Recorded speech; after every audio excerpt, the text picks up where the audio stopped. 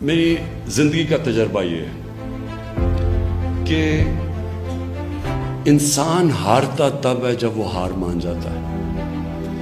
جو انسان ہار نہیں مانتا ہار اس کو ہرا نہیں سکتی.